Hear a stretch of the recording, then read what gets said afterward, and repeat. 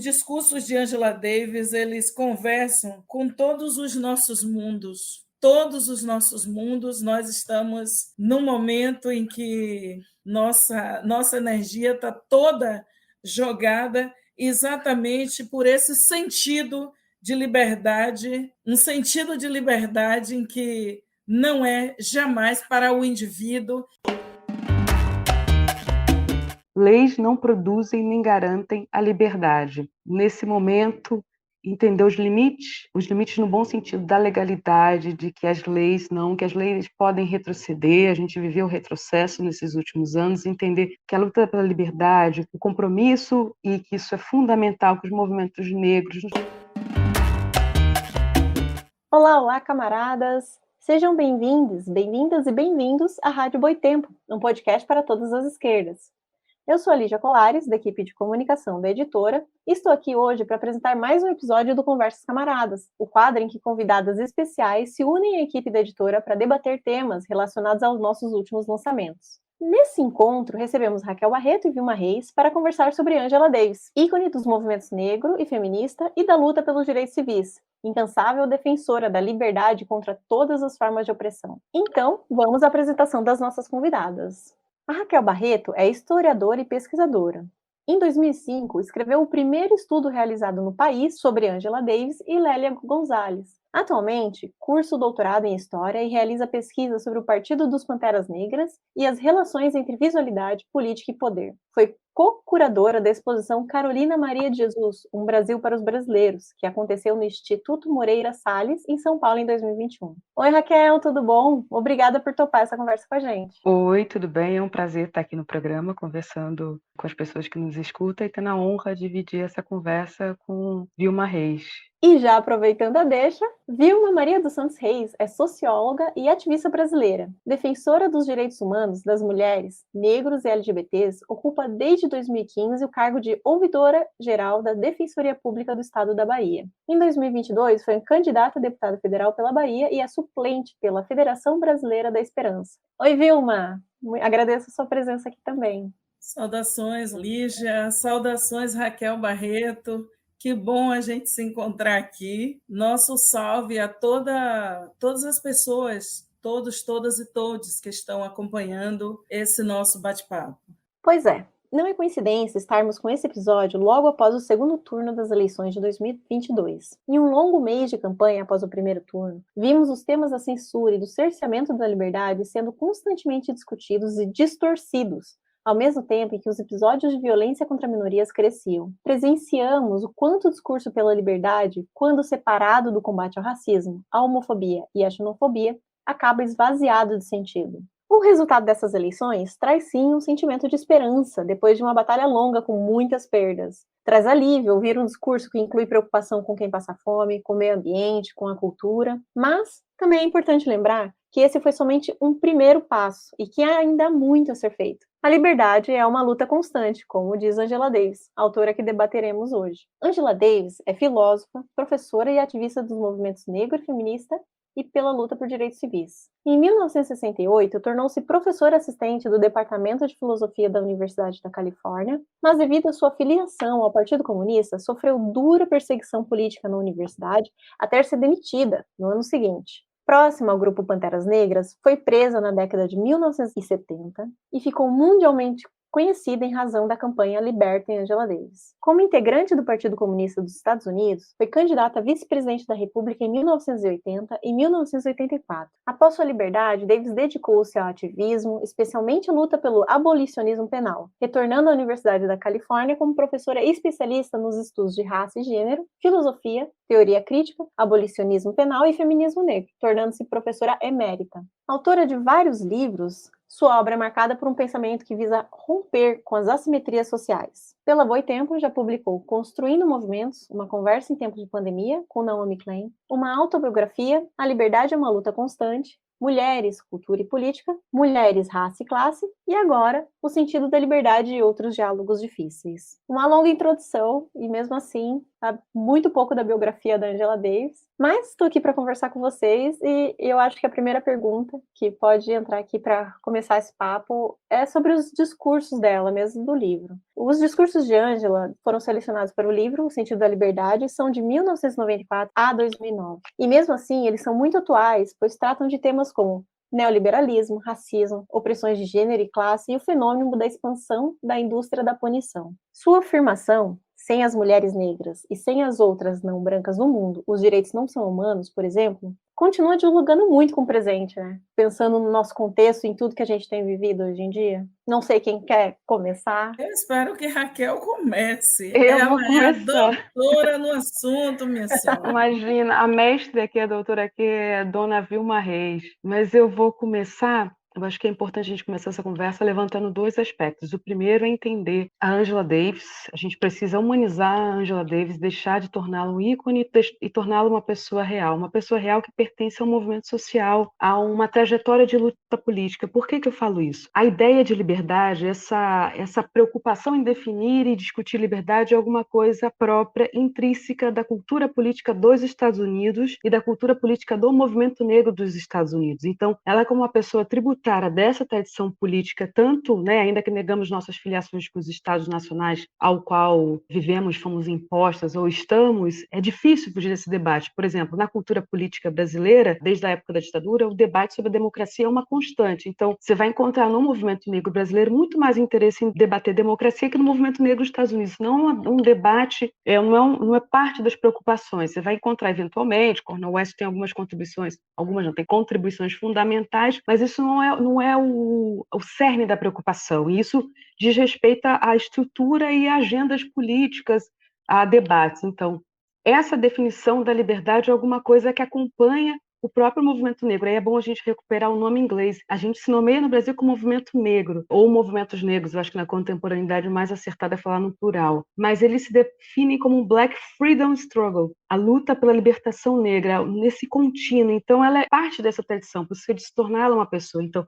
como uma pessoa que está dentro da tradição do pensamento político do seu próprio país e da sua própria comunidade de luta, o debate sobre a liberdade, que é um conceito universal, tal qual a democracia, mas que para eles tem um significado muito mais latente do que para a gente. A nossa tradição, tanto política geral como do movimento negro, a liberdade não foi o nosso principal eixo de organização, debate e até acúmulo teórico. Então, eu acho que isso é um ponto importante de se falar isso, pensar ela nessa tradição de luta. Até para a ideia da liberdade é uma luta constante, ela tira isso do movimento por direitos civis, de uma canção, de um gospel, né, que cantava, convida as pessoas que estão nos escutando aqui depois a procurar em algum site aí de reprodutor de música na internet, essa música, Freedom is a Constant Struggle, é um gospel que fala sobre isso, que a liberdade é uma luta constante. Então, entender ela nessa tradição, a gente humaniza e torna ela uma mulher do seu tempo e uma mulher em conjunto com o movimento social que ela pertence. Ponto 1. Ponto 2, não dá para desassociar que na cultura política, na tradição de pensamento dos Estados Unidos, né, também parar de chamar eles de americanos, porque americanos é um conceito político, geopolítico, mas no debate estadunidense, a ideia da liberdade moldou toda a definição deles de quem eles são. Se você vai perguntar para um americano promédio o que ele vai dizer, o que define o país dele, ele vai dizer que o país dele é o país da liberdade. Essa é a grande chave de entendimento deles, ainda que os grandes tratados filosóficos, na perspectiva da filosofia ocidental, europeia, sejam mais franceses, os intelectuais franceses têm uma contribuição, especialmente nos anos 50 e 60, com o essencialismo, mas essa é uma questão que permeia todo o debate deles no campo da política, a definição dessa identidade da liberdade. Então, acho que isso é um ponto importante para a gente pensar. 2, claro, que nessa discussão a Angela Davis tem uma contribuição que é singular, mas ela é singular por características muito próprias da Angela Davis, que a distingue como pensadora e como ativista, mas também é fruto do debate dos movimentos sociais, do que a intelectualidade, do que as pessoas do movimento estavam produzindo. Então a gente às vezes olha essas pessoas de forma muito inumana, mítica, e isso é uma coisa que a gente precisa romper. A última vez que a Angela Davis esteve no Brasil foi assim quase um culto à personalidade. Isso é muito ruim, a gente está falando, e poderia ser com a Angela Davis, poderia ser com qualquer pessoa. A gente precisa humanizar os nossos e as nossas para que elas sejam pessoas reais, passíveis de crítica, passíveis de um olhar, de um engajamento crítico com essa produção intelectual intelectual também. Isso não é religião que é dogma, que a gente aceita sem discutir porque assim é e foi assim, né? Isso é um pensamento político que se constrói na prática, na teoria. E no caso do Brasil, eu acho que a Vilma ainda pode falar isso com muito mais propriedade do que eu, tem sido uma recepção acrítica, colonizada. Eu já comentei isso em uma outra oportunidade, em outro evento da Boitempo. A gente tem reificado, dentro da nossa comunidade negra, reificado o complexo de colonizado e lido esses autores afro-americanos de forma colonial. A gente tem interpretado, ponto um, a gente ignora toda a nossa tradição de pensamento negro produzida no Brasil e na América Latina, de outros intelectuais da diáspora, e a contribuição dos pensadores e pensadoras dos povos originários do continente tem incorporado e pensado nesse pensamento americano, estadunidense, em algumas situações que eles nem cabem a nós, assim, que eles são muito próprios da discussão dos Estados Unidos, assim, é inegável que alguns debates não fazem muito sentido para a gente no Brasil, como debates nossos não fazem sentido para eles. Então, lê Angela Davis, lê esse livro, como os outros, de forma atenta, crítica e engajada numa leitura que é só do que você menos pontuou contextual, né? Ele dá conta dos anos 90, do meados dos anos 90 e no início dos anos 2000, ele, de forma cronológica, ele é muito interessante se a gente pensa mulher, cultura e política, que a Vilma fez a orelha do livro, belíssima, e depois a gente pensa depois a gente pensa o outro livro que a Boitempo também editou, A Liberdade é uma Luta Constante. Se a gente pega esses 3 livros em continuidade, eles dão conta desde os anos 80 até, eu acho que o outro vai até 2009, já é pós-eleição do Obama. Então, eles dão conta de uma discussão que ela vai acumulando, que passa, né, por uma série de questões conjunturais dos Estados Unidos e do mundo. Mas eu vou parar um pouquinho aqui para escutar a Vilma e depois a gente volta para pensar esses livros em sequência. Maravilhosa. Salve, salve. Saudações à comunidade do Conversas Camaradas e dizer que nós estamos fazendo esse nosso bate-papo aqui num tempo onde muitas das questões que Angela Davis levanta são realmente diálogos difíceis, né? Porque estamos num período pós-eleitoral no Brasil, de uma eleição que não começou agora e não termina agora. Eu acho muito importante falar isso, onde as questões principais levantadas por Angela Davis e por nós, o conjunto da diáspora negra, né? Como questões como o pacote de crimes, a gente prefere chamar assim. Imagine que Angela Davis estava tratando em 1994, voltando para conversar e analisar uma situação dos movimentos negros no Harlem de 30 anos. Portanto, ela chamando exatamente, Raquel, a militância para refletir e se comprometer com agendas que são interseccionais e que são atravessadas. Pois bem, chegamos a 2022, quase final de 2022, com debates como excludente de ilicitude, né? Portanto, a licença para matar jovens homens negros, para tirar o sono de mulheres negras, de mães indígenas, de mães ciganas, num momento de profundo risco para nossas comunidades LGBTQIA+, eu penso que discussões como redução da maioridade penal, uma covardia para o Brasil, questões, né, que corajosamente, questões como excludente de ilicitude, onde, quando Angela Davis nos coloca mesmo para a gente pensar, mas o que é isso, né? Que essas categorias como os comunistas, né?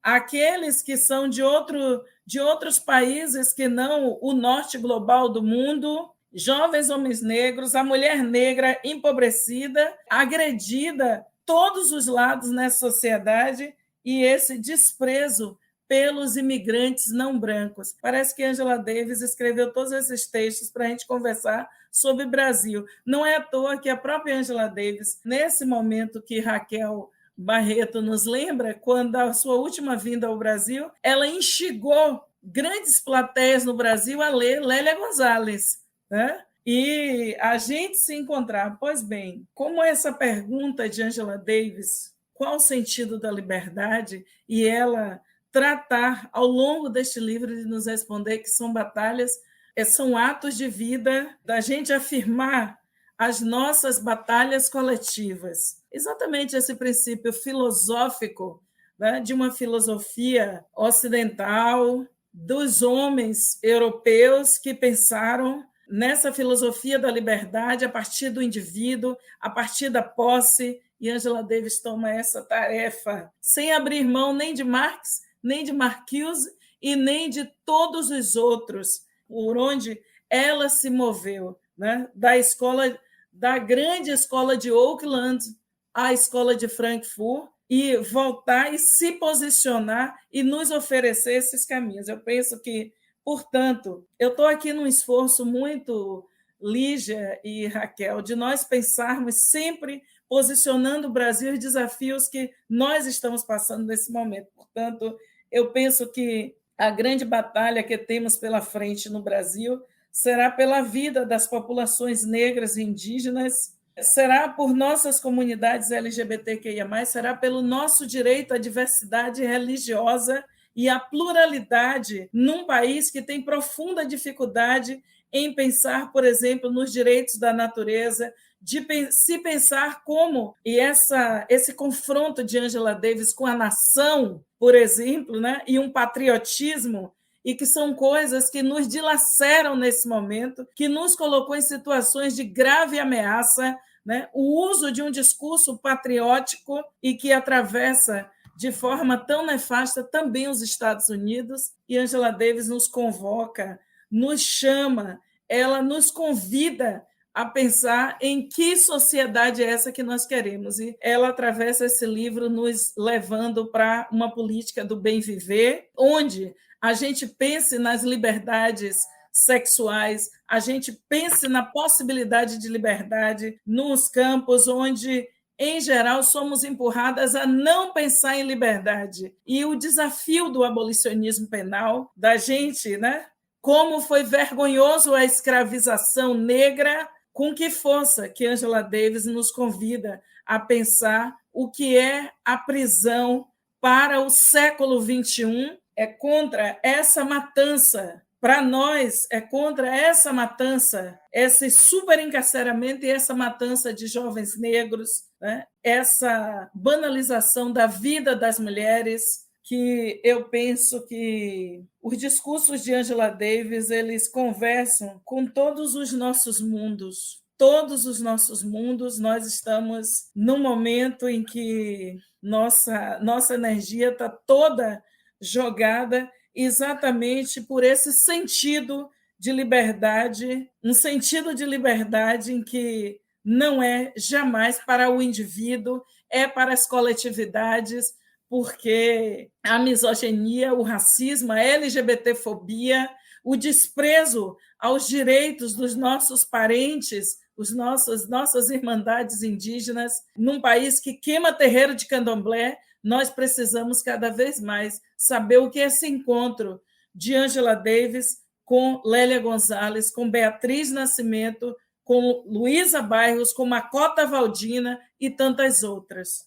Eu queria voltar, assim, complementando o que a Vilma falou, voltar a pensar, na pergunta você comentava, Lígia, sobre o livro está datado. Como eu penso esse livro em sequência, né, com mulher, cultura e política, porque Mulher, Raça e Classe ele tem uma estrutura muito particular, muito mais fechada numa temática, né? Ele é um livro ovulacional, sem que essa defina nenhuma perspectiva transfóbica nessa formulação, mas ele é um livro ovulacional de uma ideia de feminismo negro nos Estados Unidos, enquanto a gente aqui no Brasil também tinha teóricas, como em Colômbia tinha, em Cuba tinha, enfim, em toda a América Latina existiam teóricas, mas esse livro tão importante que foi Mulher, Raça e Classe, mas os outros livros, esses 3 livros que eu estou falando, eles podem ser lidos em sequência. Então, o que a gente vai ter? A gente vai ter um acompanhamento da conjuntura do próprio Estados Unidos, se a gente lembrar lá do Mulher, Cultura e Política, os anos Reagan, né, essa gestão que foi uma radicalização das políticas conservadoras, uma guinada extremamente conservadora no plano da moral e da economia nos Estados Unidos, o desmantelamento dos programas de políticas públicas que mesmo governos anteriores republicanos ainda mantinham de alguma forma, com problemas, enfim, mas no governo Reagan é que a gente tem uma radicalização, um apoio do governo Reagan aos movimentos reacionários, né, na América Central, esse engajamento com a guerra nuclear, o fim da União Soviética, que isso para Angela Davis na trajetória dela é bastante particular, né? A gente associa erroneamente ela aos Panteras Negras, mas a grande filiação, a filiação mais importante da trajetória dela ao longo de quase 30 anos foi o Partido Comunista dos Estados Unidos. Ela foi uma mulher ligada, uma mulher de partido, do Partido Americano, CPUSA. Então, o fim da União Soviética, lidar com essas questões do pós, a queda do muro e toda essa conjuntura, é alguma coisa que também aparece no Mulher, Cultura e Política e aparece aqui, porque a gente está falando nisso dos anos 90, né? A queda do muro 89, Berlim, enfim, a unidade da Alemanha, aquele momento tenso da União Soviética para a Rússia, 91, 92, então a gente está falando nesses anos 90, que o capitalismo, em sua versão neoliberal, é o triunfante. A gente também aqui nesse momento no Brasil é o início dos governos do presidente Fernando Henrique, da agenda da importação dessas políticas neoliberais, então algumas semelhanças, e que no outro livro tem essa esperança que o governo Obama vai dar, a decepção com ele, enfim. Nesse conjunto, a gente pode perceber que, apesar de ter esses pontos que são muito da conjuntura, contextuais, há debates que são constantes. E aí a gente pode ver, que eu acho que é um ponto importante para a gente pensar a relação com o Brasil, que isso foi atualizado nesse último governo que a gente passou, como raça, e ela está falando isso do governo Clinton, como raça se anuncia sem dizer que é raça. Como você conhece meu orientador, que é um antropólogo estadunidense que vive no Brasil, ele sempre usa a expressão pito de cachorro. Então, entre os conservadores, entre os supremacistas brancos, o Trump, ele usava um apito de cachorro. E aí significa que apito de cachorro só quem é cachorro escuta, né?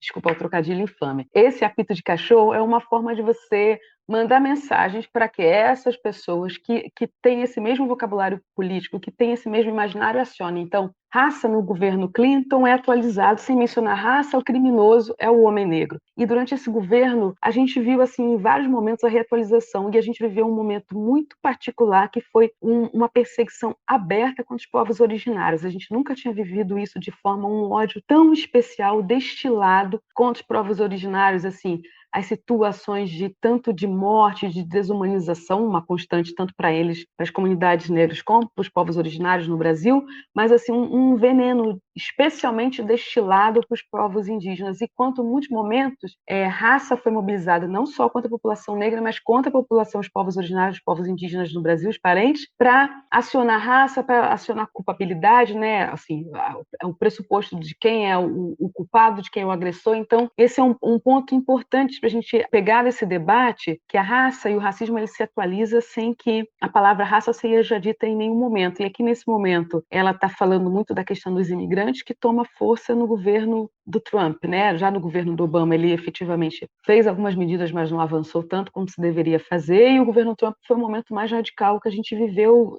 que os Estados Unidos viveram, e por consequência nós também vivemos, desse descarte com as populações imigrantes. Raquel, com licença, lembrando que as medidas foram tomadas por Obama absurdamente também, mas a ideia de materializar com a construção do muro, nós nunca tínhamos visto também, né? Isso. É a ideia de que se construiria um muro, né? Uma ideia mesmo que retoma. Não dá para não pensar em segregação racial, divisão do espaço. Um muro que impediria a entrada das pessoas lá. E no Brasil a gente viveu isso, não nessa escala, mas a gente sentiu um racismo destinado aos imigrantes haitianos, né? O crescimento da população haitiana no Brasil, em situações abertas, com congoleses também, com pessoas da África, mas com os haitianos, com o crescimento da maior presença haitiana, a gente também sentiu isso. Casos assim retratados, a gente teve o caso mais aberto, grosseiro, indecente que aconteceu aqui no Rio de Janeiro. Então, o livro, assim, eu queria destacar isso porque ele é um livro atual, ele continua sendo atual, apesar de lidar com questões que são conjunturais, mas essas questões vão passar de uma conjuntura a outra e elas mantêm reflexos no Brasil porque são conjunturas internacionais, mundiais. A gente está falando da transnacionalização do capitalismo nesse momento aí da década de 90, de como o capital se desloca, né? Ele já não vai mais, não é mais interessante estar nos Estados Unidos, então eles vão, como dizia, no México, maquilar. Vão para a fronteira no México, no norte, nem vão muito longe, né? Eles só cruzam a fronteira e vão maquilar, vão, enfim. Empresas de roupa, por exemplo, muitas foram para o outro lado da fronteira porque era mais barato. E aí, no caso específico do México, o que a gente tinha uma super exploração do trabalho das mulheres mexicanas, que não são indígenas, mas são mulheres, né, no conceito americano, mulheres de cor, mulheres pobres, empobrecidas. A gente também tem que desnaturalizar a ideia de pobre, né? Mulheres empobrecidas, ninguém é pobre, pessoas são empobrecidas, e haver toda uma exploração que culmina, no caso especificamente do México, das mortas de Ruage, toda uma onda de feminicídio nunca muito explicado, uma questão muito ambígua lá nesse momento que está isso acontecendo, mas inegável que tem uma relação com a presença maior do capital americano, dessas empresas que vão enviar suas filiais para lá. E aí a Angela Davis também já está atenta à questão do impacto climático, dessas mudanças e a ideia, que acho que a gente pode conversar depois, sobre um outro perfil da questão da criminalidade, quem a gente vê como criminoso e quem não é, e pessoas que cometem, hoje isso é um debate muito atual, quem comete crime ambiental, quem é o criminoso ambiental, e ele nunca é enquadrado na ideia que a gente tem de quem é o criminoso, o verdadeiro criminoso, né? Inclusive, verdadeiro não existe essa expressão é bastante problemática, a Vilma já vai me corrigir, a pessoa que causa danos materiais irreparáveis para gerações, hoje, nesse momento que a gente vive, são pessoas que causam danos ao ambiente, danos que vão repercutir para nossas gerações e gerações futuras. E essas pessoas nunca são vistas como os criminosos. Então, eu acho que esses aspectos e o aspecto da luta pela liberdade, como movimentos sociais se engajam, isso atualizam suas agendas, são debates que ultrapassam essa década. Né? Elas continuam sendo atuais, a gente continua vendo uma atualidade e que pode ajudar a compreender e dar ferramentas para a gente pensar de forma crítica a realidade que a gente está vivendo hoje, dia 1º, a gente tem que falar a data, né? Porque tudo pode mudar, dia 1º de novembro de 2022.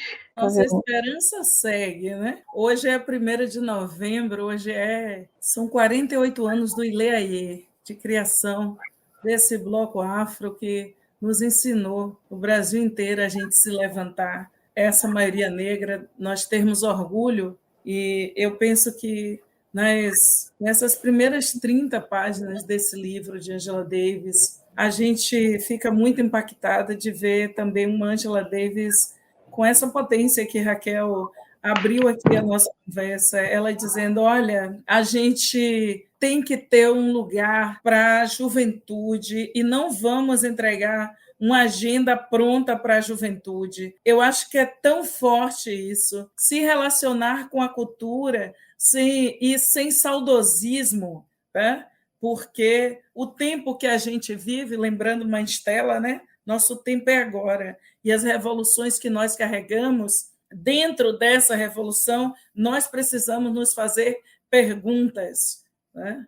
E essa posição de Angela Davis em relação à juventude, imagine, né, ela lembrando, antes de Lauryn Hill fazer essa carreira solo, né, ela falando de Full G's, né, e desses grupos, ela, ao mesmo tempo que ela levanta toda uma discussão sobre o hip hop, ela diz, deixa os movimentos culturais das juventudes falarem, se expressarem, se colocarem, ou seja, deixa que eles cometam os seus erros, mas nós não aceitamos esse tipo de vanguarda. Eu acho que é muito forte isso. E dizendo também que hoje é tão forte, é tão presente a presença de nós mulheres, essa cobrança de que, olha, vocês estudam, e como é que estão os homens negros? Acho que Angela Davis nos dá caminhos tão potentes para essas questões e com tanta coragem e dizendo, olha, tem campo para todas as nossas manifestações, mas nós não vamos, dentro da luta, não vamos aceitar nenhum tipo de opressão. E, portanto, é aqui, eu sei que Lígia está entrando nessa questão, mas eu fiquei, né, nessa coisa da juventude, eu achei muito lindo, né, que uma liderança do tamanho de Angela Davis se coloque na horizontalidade. Isso é importantíssimo, se colocar na horizontalidade. Olá, você já conhece o Armas da Crítica, o clube do livro da Boitempo? Todo mês os assinantes recebem um lançamento antecipado da editora, em versão impressa e e-book, além de brindes e benefícios exclusivos, como desconto de 30% em todo o nosso catálogo. Assinando até o dia 15 de novembro, você recebe em primeira mão o novo livro de Marcelo Musto, Repensar Marx e os Marxismos, Guia para Novas Leituras, com um calendário de 2023 de brinde. Visite armasdacritica.com.br e saiba mais.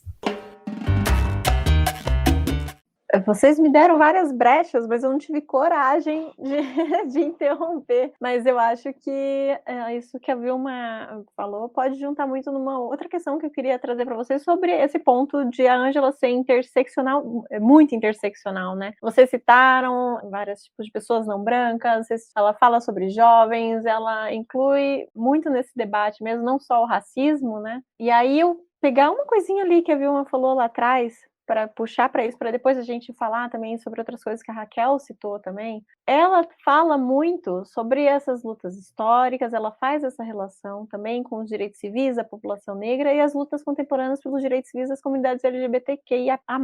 Aí eu queria que vocês falassem um pouco mais sobre essa interseccionalidade. Vocês citaram um pouco, né? Mas citar um pouco isso, porque eu quero ir para isso, para depois a gente falar especificamente sobre o que a Raquel falou, de quem é criminoso, quem, sabe, eu quero seguir essa linha, assim. Então, se vocês quiserem ir sozinhos para essa linha também, fiquem à vontade. Eu sou uma pesquisadora que tem alguns problemas com alguns debates que circulam na esfera pública e como eles se popularizam na internet e às vezes as pessoas que estudam o tema, não têm mais propriedade, não são as pessoas que são convidadas a falar, porque elas são de outra geração, porque elas não têm tempo, porque elas não pagam as contas na internet. E alguns debates ficaram muito bobos na internet, então alguns conceitos que entraram na moda eu evito usar, nomeá-los, porque virou uma besteirada tão grande que eu evito dizer, aí as pessoas juntam tudo para falar que é uma coisa, então eu acho que é importante pensar quando a gente pensar na dinâmica da estrutura, de como é que o capitalismo se forma no chamado Novo Mundo e como raça e gênero são categorias indissociáveis para pensar qualquer relação entre capital e trabalho. Então, a esquerda brasileira tem um problema de ter entendido a formação do capitalismo brasileiro, ponto. O movimento negro não é identitário, o movimento negro é um movimento que, na formação contemporânea, desde os anos 70, com a criação do MNU-CDR, que coloca, ao contrário das gerações anteriores, coloca indissociáveis a experiência entre classe e raça. E entendendo isso, já estão nos textos da Lélia da década de 70 e de outros pesquisadores, entendendo a formação do capitalismo brasileiro como indissociável da questão de raça, como raça informa o capital e como capital, raça informa mais o capital do que o capital informa a raça, por assim dizer.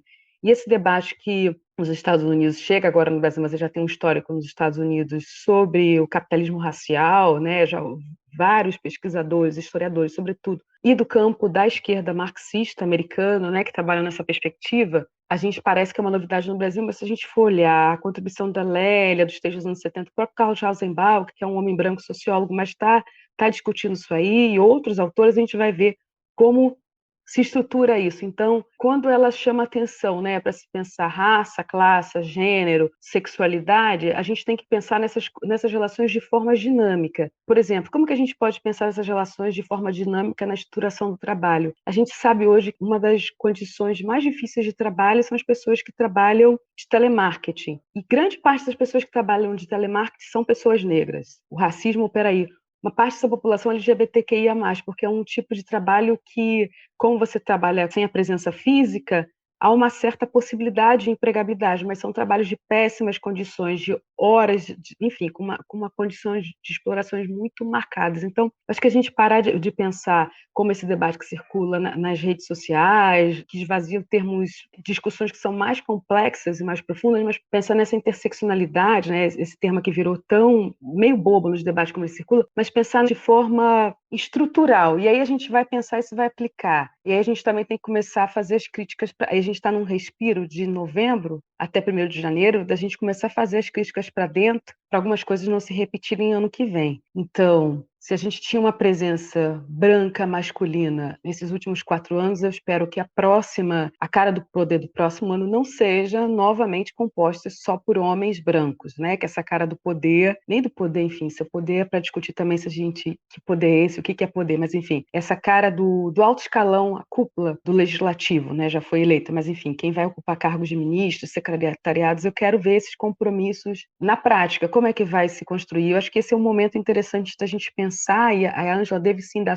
pontos importantes para isso, para a gente pensar o que aconteceu no passado não vai se repetir, ponto. Então, o que a gente vai construir daqui para frente, com o que aprendemos do passado. Se novamente o debate racial não for um eixo, mas o debate racial não é identitarismo como parte da esquerda chama a luta contra o fim da supremacia branca, mas é como ele estrutura as relações raciais, sociais. A gente está vendo agora, nesse momento, pessoas que estão impedindo, nesse momento, o acesso no país são pessoas brancas. Elas não sofreram 1/4 de nenhuma repressão que qualquer comunidade aqui do Rio de Janeiro, que em qualquer momento se levanta, sofre, né? Nas próprias manifestações, nas jornadas de 2013, que eu sei que é um debate para dentro do campo das esquerdas, do significado, mas, enfim, a repressão de que os movimentos sociais sofreram e organizações negras, né, não necessariamente como movimentos sociais, mas quando as pessoas da favela se levantam, uma série de manifestações, o nível da repressão e da violência do Estado, sem entender como raça opera, como a polícia se sente autorizada a bater e agredir em determinadas pessoas e em outras pessoas ela não sente. Então, isso é falar de raça no Brasil. Não é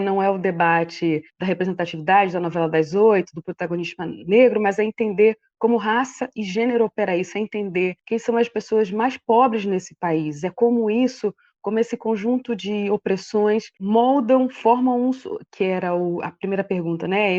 Angela Davis fala, né? As mulheres negras e as mulheres, termo lá muito próprio dos Estados Unidos, mulheres de cor, mulheres não brancas, sem as mulheres negras e sem outras não brancas do mundo, os direitos não são humanos. Justamente os direitos não são humanos porque a ideia mais radicalmente oposta à ideia do sujeito universal criado pelos iluministas brancos são mulheres negras, mulheres indígenas. É radicalmente oposta na ideia de gênero, radicalmente oposta na ideia de etnicidade, racialidade. Então, se quem foi pensado como a negação da negação da negação da humanidade não tem direitos humanos, ninguém mais tem direitos humanos. É entender isso nesse conjunto de forma redonda. Então, isso era um ponto que eu queria entender, que pensar nessas conexões é pensar como se faz políticas públicas, e aí não é dar um ministério para negros, não é dar um ministério para indígenas. A primeira pessoa que me falava isso era o Januário Garcia, o fotógrafo do movimento negro, liderança, que nos deixou uma das vítimas do Covid, que nos deixou de forma, para mim, precoce, um mestre para mim, que falava sempre da importância de que todos os ministérios deveriam ter, era esse recorte na justiça, não é? Porque o que se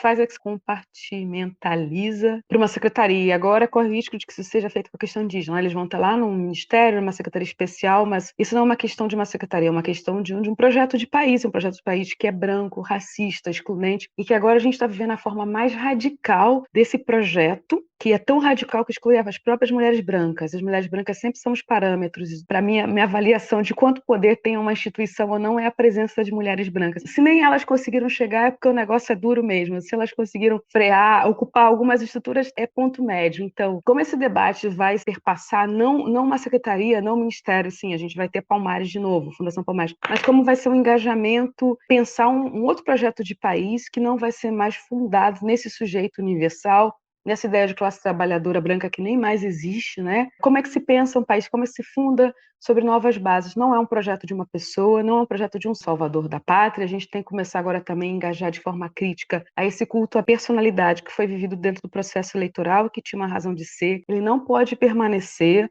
durante esses 4 anos, senão a gente não vai ter nenhum avanço democrático se a gente continuar apostando em salvadores da pátria. Não é um salvador da pátria, né? Não é uma pessoa, um indivíduo que vai nos salvar, é um projeto de mudança coletiva, tem que ser fortalecido na base, fortalecido na compreensão disso que a Angela Davis sempre nos chama a atenção, né? De que as lutas e os processos são coletivos.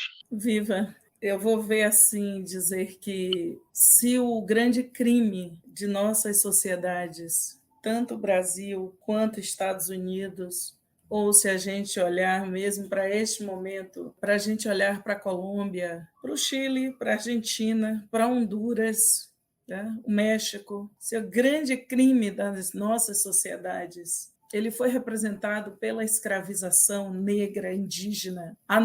Eu concordo com você, Raquel, a nossa resposta contundente é exatamente a gente tendo condição não de ter um ministério da igualdade racial, mas se a gente é capaz de fazer políticas de desmonte do racismo no Ministério do Planejamento, onde se pensa toda a grana, e a gente considera que o grande crime dessa sociedade é o racismo, é a escravização, são as feridas que estão abertas. Então, para nós, eu sempre olho quando eu vejo esse campo limitado de uma esquerda branca tradicional tentando nos empurrar para este lugar, a gente sempre pensa o seguinte: não é possível ser de esquerda neste momento. Poderia ter sido nunca, se nós olharmos o que é a Escola de Estudo da Sociologia do Trabalho no Brasil. As pessoas entendem perfeitamente o que nós estamos dizendo.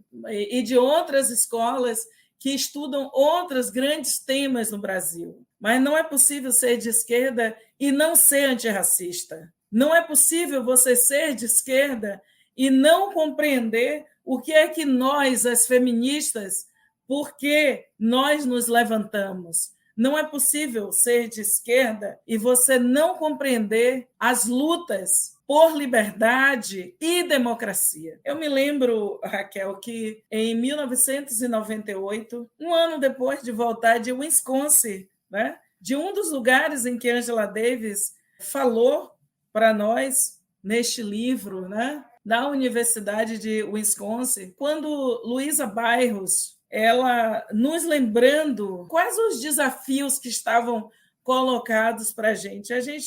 Em 1998, um ano depois, Luísa faz um importante projeto no Brasil chamado Raça e Democracia nas Américas, né? E como você bem abriu aqui essa nossa discussão, não era possível nós estarmos falando, por exemplo, né, de um outro lugar para nós falar em raça e democracia ontem e hoje, quando a gente olha em outros esforços políticos que estamos fazendo, falar em raça e democracia nas Américas, para a gente faz todo sentido. E quando a gente está dizendo não nos basta um Ministério da Cultura, aqui do lado, a Bolívia, ao retomar o seu processo democrático, faz um Ministério das Culturas, da despatriarcalização e da decolonização. Isso para a gente é muito importante de nós olharmos, né? O esforço de nós termos uma mulher indígena presidenta da Assembleia Nacional Constituinte no Chile, né, nos lembra muito das tarefas que nós vamos precisar fazer aqui. Mas, para além disso, a gente pensar em que condições, por exemplo, e por que essas discussões de Angela Davis, né, a gente lembrar que Portugal, os movimentos de mulheres negras, imigrantes africanas, principalmente do chamado mundo lusófono, elas já haviam traduzido Angela Davis em Lisboa e a gente só foi ler Angela Davis aqui muito tempo depois. Como que também esses debates eles são interditados e como que mulheres, nossas companheiras, você, Raquel, a própria Luísa Bairros, todas que fizeram esse caminho, a própria travessia de Lélia pelas Américas e a ida de Lélia a muitos outros lugares, como no continente africano, em outros tantos lugares, fez com que a gente tivesse acesso a discussões, eu acho importante, Lígia, que estavam interditadas no Brasil. Quando a gente está falando, por exemplo, essa ligação intrínseca, né? É impossível separar essa força brutal do patriarcado com essa força brutal do racismo e como se ergue o capitalismo brasileiro. E a gente fica pensando, nossa, como foi possível, Raquel, contar a história da classe operária brasileira passando ao largo? Como foi possível um Celso Furtado? Como foi possível um Caio Prado Júnior? Como foi possível todos eles? E aí a gente só vai ter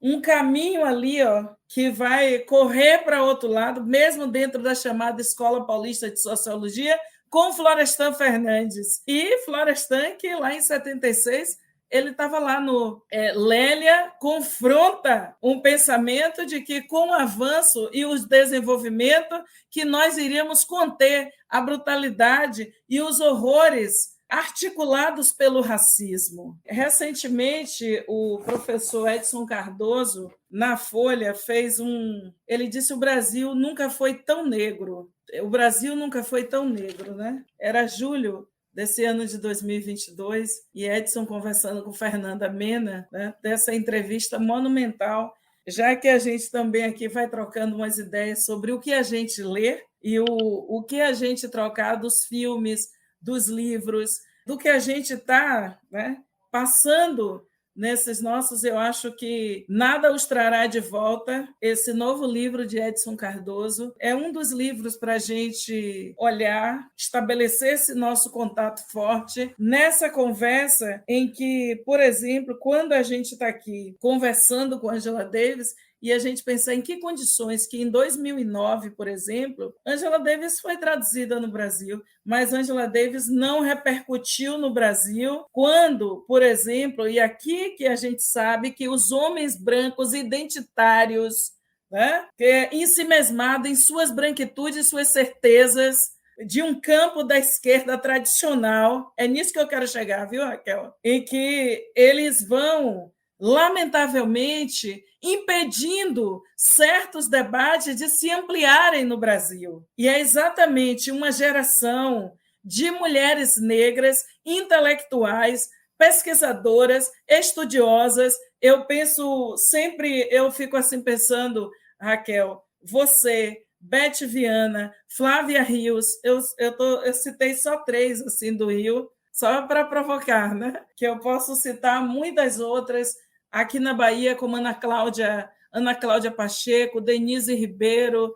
Denise Carrascosa, né? E tantas outras, Lindinalva Barbosa, que estuda Abdias, né? Para a gente lembrar que nossos passos vêm de muito longe. E por que eu estou citando isso? Porque esse jeito que a gente está colocando aqui de debater o pensamento de Angela Davis, né? Essa coletânea, como se posicionam esses textos, nos interessa também. Eu pratico a ideia de eu carrego os livros, eu vou com os livros em cada lugar onde eu estou passando e quero que as pessoas, né, como Primavera para as Rosas Negras, viu, Raquel? E quero que as pessoas conheçam, que as pessoas elas abracem um livro, porque é uma forma também brutal de racismo e de vilipêndio com os empobrecidos deste país, de que a gente não tem uma relação com o livro e de que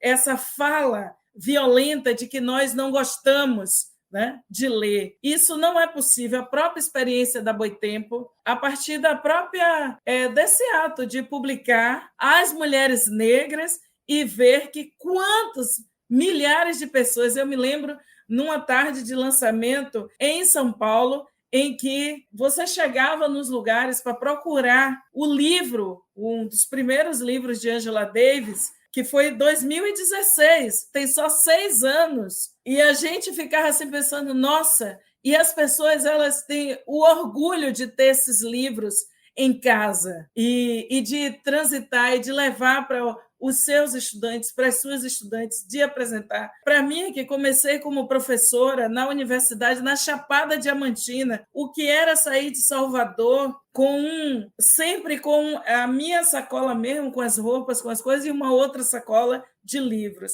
O que eu quero dizer com isso? Que quando, nesse momento, Angela Davis ela nos desafia a pensar que esse racismo conectado tão fortemente, né, com o capitalismo, e ela nos levando a pensar, por exemplo, num sistema de justiça e pensar com esse... Quando você pergunta, Lígia, nossa, como que... E Raquel posicionou, né, aqui, ela abriu a conversa e a gente pergunta assim, nossa, como que os crimes ambientais desse 1% do Brasil, por exemplo, eles não tomam essa proporção e, de repente, Raquel, a gente viu a FUNAI ser instrumentalizada para pôr na cadeia, para abrir processos contra lideranças indígenas, né? Então, essas são questões muito importantes para nós. Quando a gente viu que era possível, por exemplo, e eu acho que nesse trato de racismo, sexismo, misoginia e brutalidade do capital, eu penso que o exemplo dado por Angela Davis sobre o papel de empresas como a Nike, né? E como que eles buscam a mansidão de algumas pessoas negras para justificar os seus crimes, né? Eu acho que é muito importante.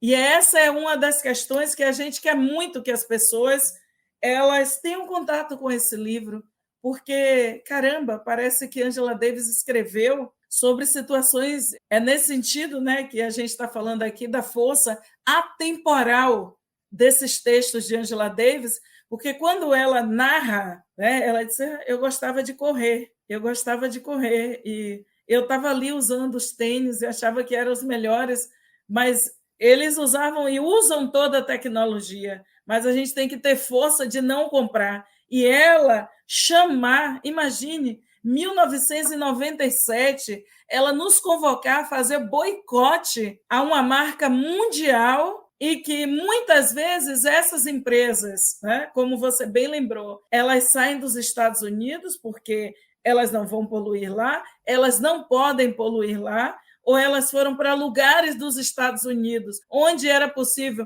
o racismo ambiental. E eu achei importante, Raquel, você trouxe aqui uma expressão de... Você falou em... Capitalismo racial. Capitalismo racial, já anotado aqui, né? E a gente aqui, nós que confrontamos com um discurso que quer nos colocar como pessoas atrasadas, contra o desenvolvimento, que a gente olha quando os movimentos quilombolas e os movimentos indígenas se levantam, como se a gente está afrontando esse exemplo de Angela Davis em relação à Nike. Ele nos traz exatamente para muito próximo dos debates que a gente está fazendo pelo bem viver. Quem disse que a gente quer qualquer tipo de desenvolvimento? Quem disse que numa situação em que se dobra a quantidade de horas, em que se abusa de fazer hora extra, em que se diminui o pagamento das mulheres, ela falava de pagamentos de um dia de $1,60 a $2,50. E nós sabemos como essas empresas, elas foram para a Ásia, mas elas também tomaram conta da América Latina. Então, a fala de Angela Davis é para agora, é para hoje. E o alerta que Raquel está nos dizendo aqui é: quem disse que nós queremos e lutamos para derrubar esse governo da morte e que nós queremos uma lógica de um capital e de um governo que faça um caminho de ganha-ganha no capitalismo? A gente precisa de crítica, a gente precisa, para além de liberar quem ganha, não pagar imposto de renda a quem ganha até R$5.000, é importante que a gente tenha coragem de distribuir a riqueza e tirar das costas das mulheres negras acusadas, como bem nos disse Angela Davis, de estar espalhando a pobreza e de estar usurpando o dinheiro daqueles que produzem. Monumental como ela vai escrevendo e como a gente, Raquel, se vê na acusação daqueles que sempre atacaram o Bolsa Família, e a gente dizia: você que está fazendo seu doutorado e recebe sua bolsa de doutorado, não venha para cima do Bolsa Família, que os dois saem do mesmo tesouro, que paga a sua bolsa e paga a Bolsa Família. Então, é um debate, é muito forte. Os ataques às nossas comunidades e os ataques às lideranças negras, né? É um alerta também para a gente saber que alianças, que caminhos e que modelo de sociedade nós queremos. Eu vou sempre lembrando que Sônia Guajajara diz: talvez a gente não queira esse desenvolvimento, talvez a gente queira mais envolvimento. Vilma, você falou várias coisas aqui, eu queria voltar pensando com a Angela Davis, 3 pontos. Primeiro, a gente, sobre Florestan Fernandes, não vai dar tempo aqui, mas tem que ter uma leitura crítica dele, é um autor bastante problemático. Hoje a gente tem visto como ele tratava a questão negra, um aliado, mas com bastante preconceitos e, do ponto de vista historiográfico, algumas questões. Então, uma ressalta ao Florestan, não vai dar muito tempo para falar. Eu acho que um outro ponto, você falou tudo muito importante, mas eu queria voltar no aspecto, quando você menciona da Nike e da relação de algumas pessoas negras, que a gente também começar a trazer agora o debate para dentro da nossa comunidade negra a partir de 2 chaves que a Angela Davis dá, que são importantíssimas e são vitais para a gente pensar hoje a nossa comunidade negra. Primeiro é o conservadorismo negro. A gente precisamos, você lembra aquele clichê? Precisamos falar sobre isso?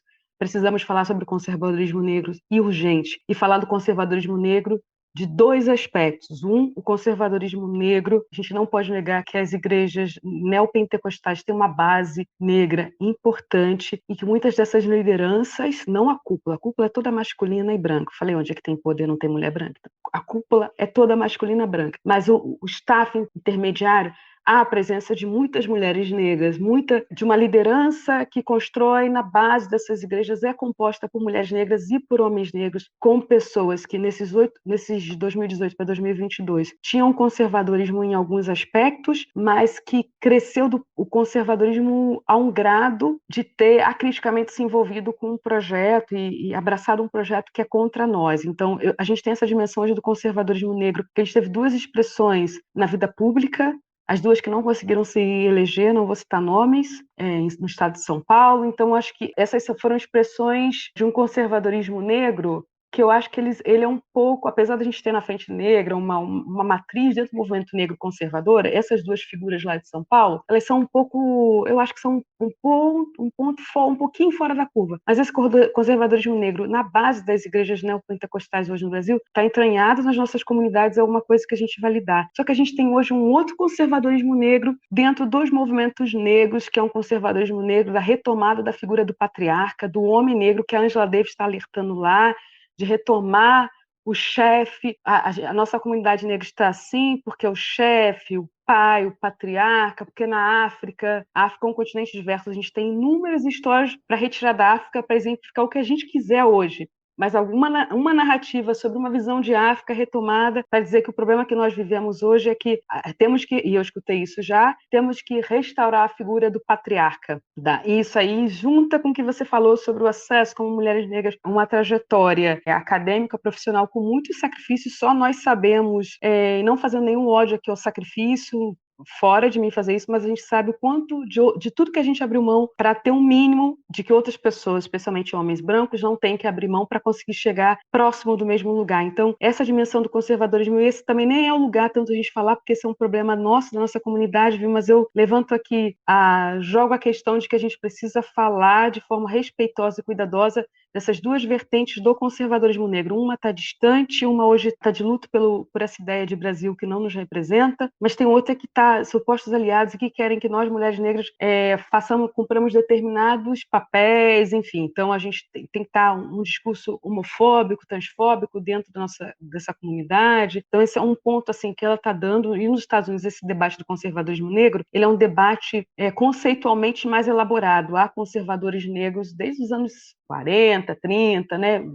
Organizações negras conservadoras da política da respeitabilidade, que é, enfim, estrategicamente, em alguns momentos, pode até, de alguma forma, ter um viés supostamente progressista, mas uma escalada conservadora negra muito forte, e a gente teve a expressão pública disso, enfim, de duas figuras importantes de São Paulo. Então, eu acho que isso é um ponto importante, e é outra ideia do desenvolvimento econômico, porque se a gente vai pensar agora no que a gente está construindo, a gente precisa ter avaliações críticas propositivas dos erros do passado, e essa ideia desse modelo econômico extrativista que ajudou, enfim, né, que mudou a percepção do crescimento do Brasil, o planeta Terra não dá conta dele. Uma vez eu conversava com mais duas pesquisadoras mexicanas, ela falava, se todo mundo tiver o sonho de ser a classe média da Suécia, a conta do planeta Terra não fecha. Isso não pode ser um modelo de desenvolvimento. Isso não significa que a gente não queira bem-estar. E aí o último ponto, que quando você fala desse engajamento de determinadas pessoas negras com a Nike, eu tendo a ver diferente, eu tendo a compreender que hoje na comunidade negra, isso já é uma realidade nos Estados Unidos dada de décadas, mas no Brasil hoje a gente tem muito mais solidificada uma ideia de que vencer é ser a cara da Nike, de que vencer é se engajar criticamente com todo, enfim, né, que o capital ele pode ter outra cara, ele pode ter outra cor, outro gênero, e que a discussão em si sobre o capital e as relações que permitem que exista um milionário no mundo, desde que esse milionário seja preto, está tudo bem. É o debate de pretos no topo. Ainda que a gente não faça elogia à miséria, a gente quer o bem-estar e quer o conforto para todos, a gente sabe que esse cada vez mais é um discurso muito, muito forte na nossa comunidade e que, de alguma forma, ele vai incidir na ideia de mérito, que alguns vão ter o mérito de conseguir. Ele cria hoje uma ideia de classe média negra excludente, separada, dos seus próprios espaços de sociabilidade, da classe média negra letrada, bonita, e a massa negra, né, os de outros. Então, acho que são esses debates, e a gente está falando aqui com uma audiência que não é necessariamente negra, pessoas de esquerda que não são os nossos aliados, que vão usar isso contra a gente, não para pensar em projetos de emancipação, mas usar contra a gente mesmo. Mas são debates que a gente precisa ter espaço dentro da nossa comunidade para poder levantar e entender também nessa pluralidade que somos, que tem pessoas de verdade que acreditam que a meta é ser o porta-voz da Nike. E aí, como comunidade, como a gente vai também não reproduzir uma lógica de ser colonizador e dizer o que é a meta de sucesso? Eu sempre falo qual é a minha. Eu não acho que a minha não é porque a conta não vai fechar, não vai dar para todo mundo viver igual a Beyoncé e o Jay-Z. Não fecha. A conta não fecha. Como não dá para todo mundo viver como a classe média na Suécia, a conta matematicamente não fecha. Então, como é que vai ser? Uma elite que vai conseguir e outros não vão conseguir? Vai ser sobre seus próprios méritos? Mas a gente também não quer fazer esse discurso da apologia. A gente passou necessidade, ainda passa, as nossas famílias passam, a gente não tem nada de romântico em ser pobre. Detesto isso. Pavor desse discurso. Mas qual é o limite crítico que seja um discurso, né? Estou vendo aqui, os nossos ouvintes não estão as pessoas que estão nos ouvindo não estão podendo nos ver, mas a Vilma, eu estou vendo a Vilma está com nossa mãe Oxum atrás. Oxum é sinônimo de prosperidade, e a gente quer prosperidade, é uma ideia de ouro, prosperidade, alegria e beleza coletiva, não individual. Então, acho que são discussões também pensando já especificamente Brasil, século XXI, a pluralidade que compõe a nossa comunidade negra. Como é que a gente faz essas discussões de forma respeitosa, né? Com forma com as pessoas que discordam a gente possam nos ouvir? Como é que a gente faz isso? Como é que se constrói isso em conjunto? Então, dessas questões. Lígia, muito bom, Raquel, muito bom. Eu só queria, antes, eu imagino que você vai em outro bloco, eu queria só lembrar que nesse campo de conservadorismo, as questões que a gente tem para resolver e como que mulheres como Francia Marques, essa outra fotografia e jeitos que a gente está buscando que aconteça nas Américas, né? E eu estou falando nas Américas assim mesmo, né? Porque na nossa pluralidade. A ideia também, Raquel, de lei e ordem, muito bem debatido por Angela Davis nesse livro, eu acho que quando ela está falando para nós que esses são os diálogos difíceis, né? Porque a ideia também de lei e ordem de nossas comunidades abandonadas pelo Estado e que a única forma, muitas vezes, de chegar ao Estado é com a morte, é com a humilhação e com a ausência das políticas públicas que são necessárias. Eu acho que, nesse sentido, a gente ter no horizonte o nosso sonho por democracia popular é a possibilidade da gente sonhar com outra sociedade, sim, né? Que não é a gente esmagada pelo capitalismo, que não é a gente tendo que aguentar tudo para comer um prato de feijão, né? Eu acho que isso também é fundamental, e nesse sentido a gente vai lendo e a gente sente que muito antes de Assange, que nós somos solidárias a ele, tudo que ele revelou, e muito antes de Snowden, Angela Davis, e quando ela tem coragem de falar para nós, né, nos lembrar, ela tem coragem de nos lembrar que para hoje a gente ter, por exemplo, movimentos como Black Votes Matter, né, votos negros importam, para a gente ter uma Stacey Abrams e ter outras na Geórgia, que antes foi possível ter uma Fannie Lou Rama, e ter uma Fannie Lou Rama numa situação em que essas mulheres enfrentaram muita violência pelo direito ao voto, para credenciar pessoas. Acho que as pessoas que se interessam também por essa luta nossa por representação, elas vão ter encontros muito importantes com esses textos, porque é um momento em que também esse esforço permanente de Angela Davis também feminilizar sujeitos políticos coletivos de nossas histórias. E eu estou falando aqui com uma autora que tem feito isso ao longo do seu trabalho, que é feminilizar, é mostrar, né? Essas mulheres fizeram e fazem. Raquel, você faz isso, né? Pode ser que você não tenha dito desse jeito, quem está dizendo aqui sou eu, né? Me colocando assim, mas eu penso que Angela Davis, ela veio antes desses outros sujeitos políticos que a gente conheceu, já que na segunda década dos anos 2000, ela, sobre a guerra ao terror, né, quando ela nos mostra como foi usado, né, o filme documentário. A gente vê hoje Alexandra Ocasio-Cortez, né, mostrando qual foi a trajetória que as mulheres negras fizeram em pelo menos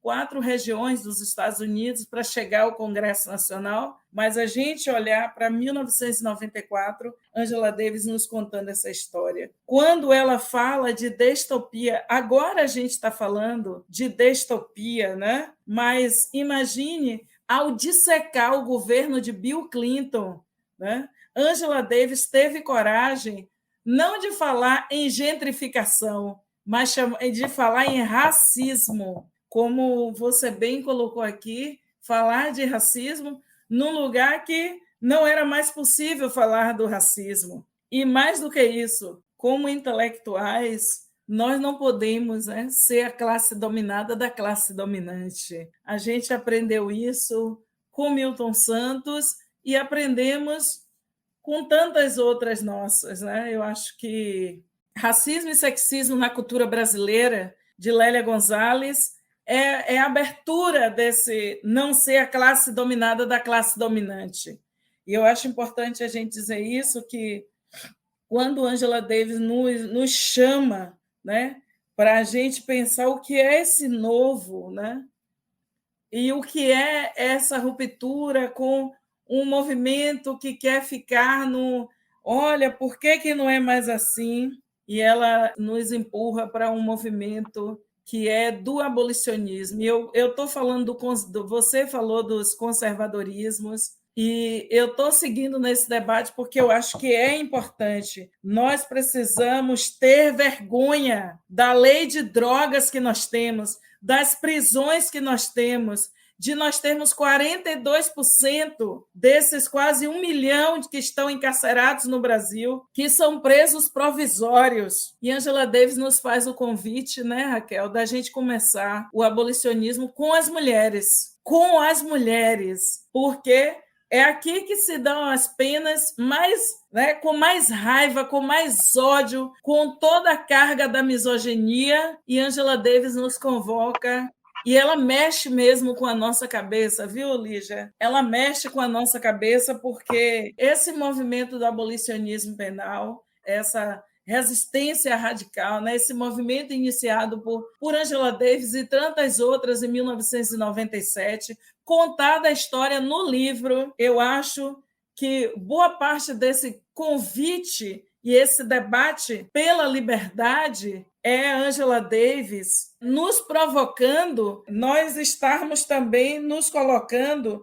Imagine, dentro de nossas comunidades, nem nós fomos para um debate pela descriminalização das drogas, nem a gente. Olha o que o conservadorismo faz com a gente, né? Esse era um debate até ontem silenciado dentro de nossas comunidades.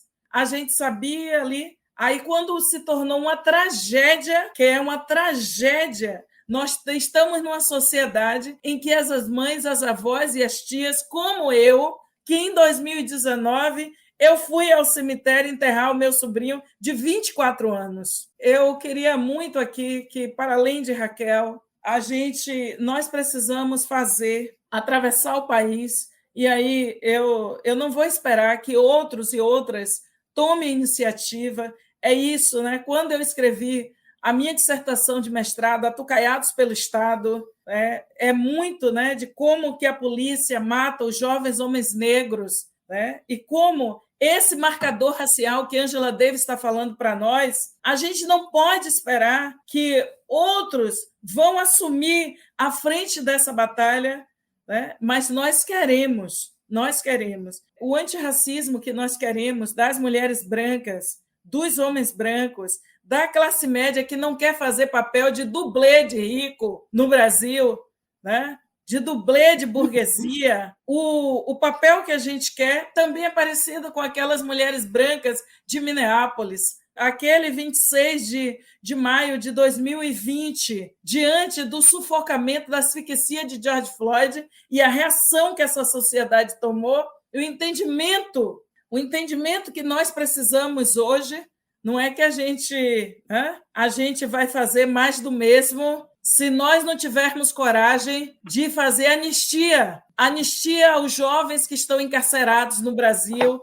As 9 primeiras medidas, Obama cometeu todos os erros dele. E quando muitos estavam celebrando e não querendo criar o constrangimento, Angela Davis foi para cima, se colocou e bancou qualquer desgaste. Pois, nesse momento, nós nos colocamos para fazer a travessia no Brasil e nós queremos que os próximos governantes do Brasil tenham coragem de abrir as cadeias, de parar, da gente criar mecanismo contra o abuso das prisões, que a gente enfrente para fazer uma outra política de drogas no Brasil. Nós não podemos ganhar uma eleição e ficar refém dessa elite brutal que nos odeia.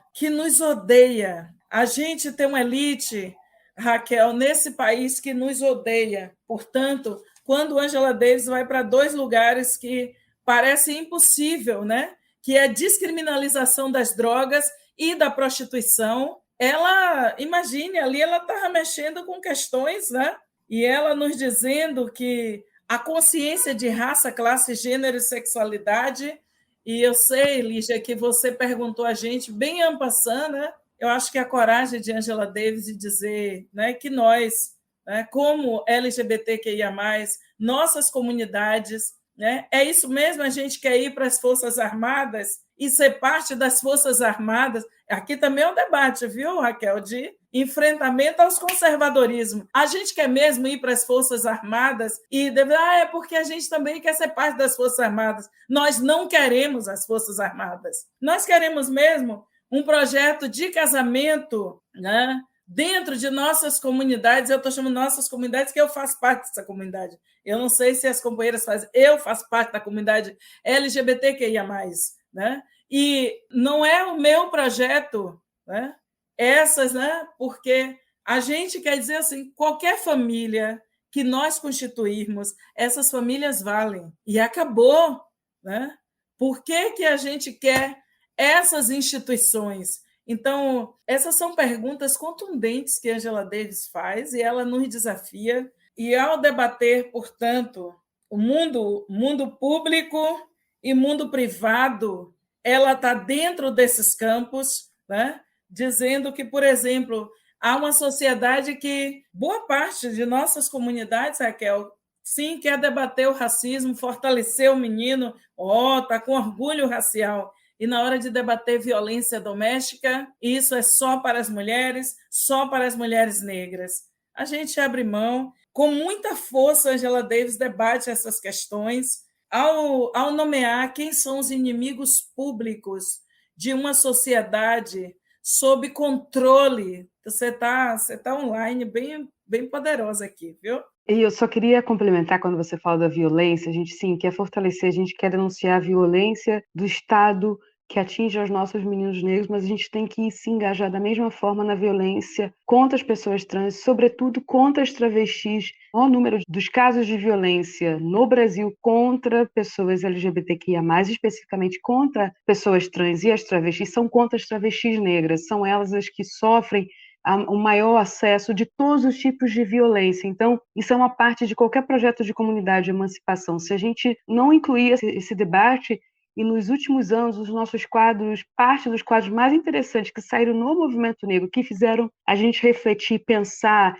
deram uma sacudida na nossa cabeça, foram as mulheres trans, que trouxeram outros debates, que conseguiram ampliar, inclusive, a nossa noção de liberdade. Então, eu acho que era só para fazer essa observação da inclusão, da necessidade da radicalização, da incorporação da violência contra a nossa comunidade como um todo, e entendendo que alguns membros da nossa comunidade são atacados por violências que são específicas, mas essa violência toda, elas são aumentadas, elas são potencializadas porque elas tratam de pessoas negras. Desculpa isso, mas acho que era só para complementar esse ponto. Não, e fantástico.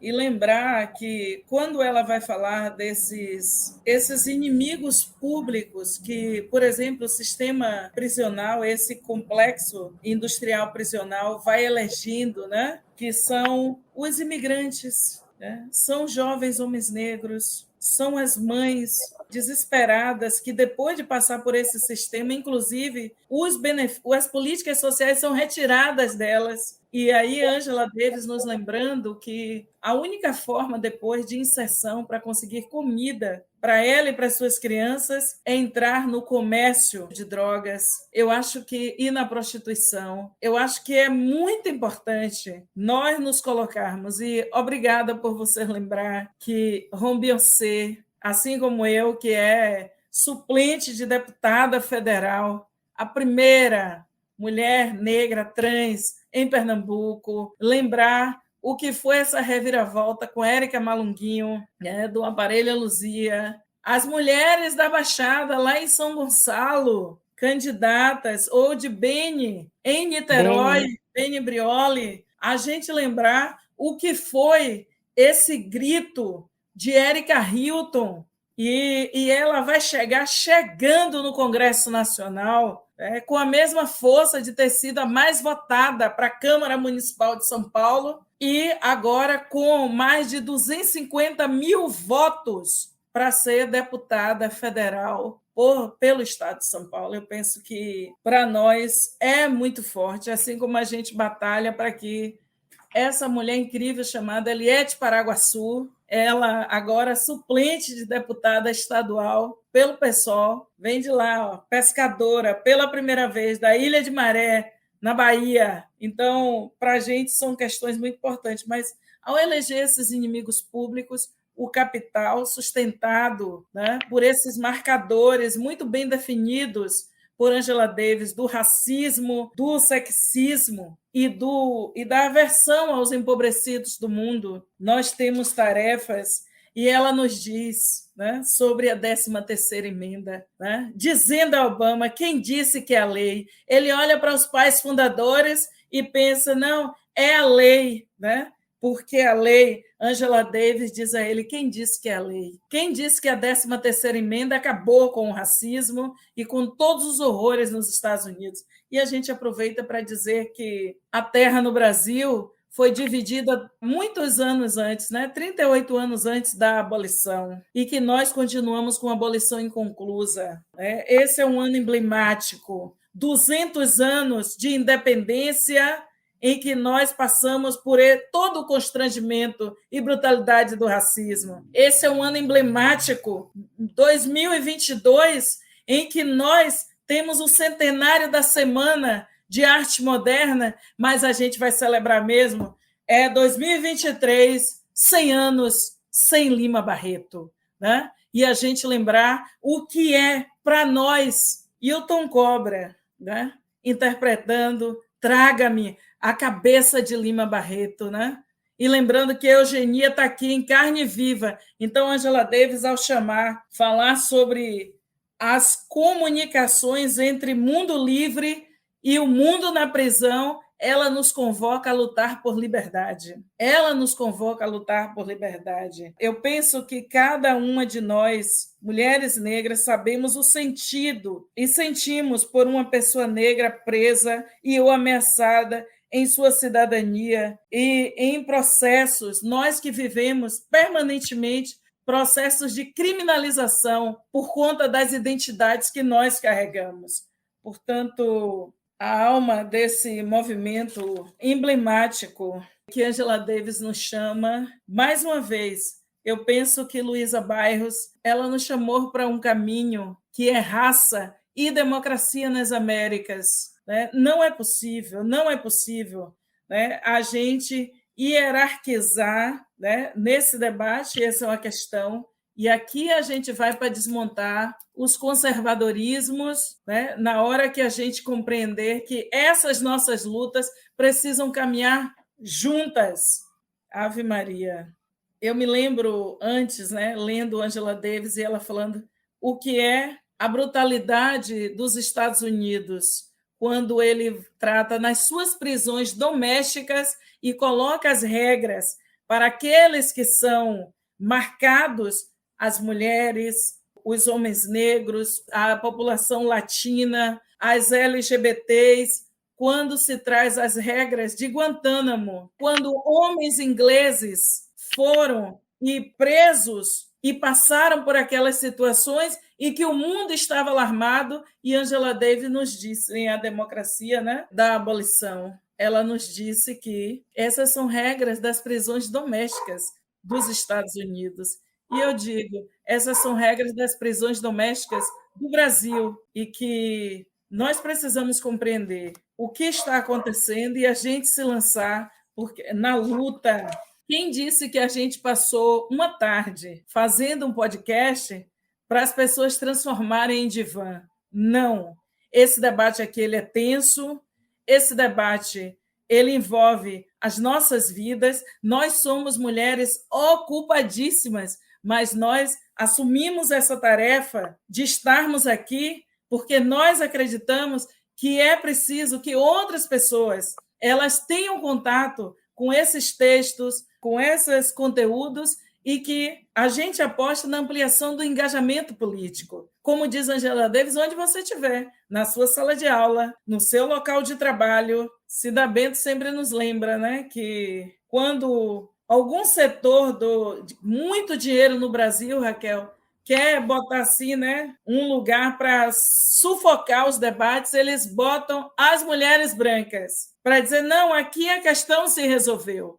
E você trouxe aqui. Lá, elas estavam fazendo uns diálogos, né, sobre em 2021, e ela chamou e disse como que o racismo brasileiro também vai colocando as mulheres brancas como uma espécie de amortecedor para impedir os debates.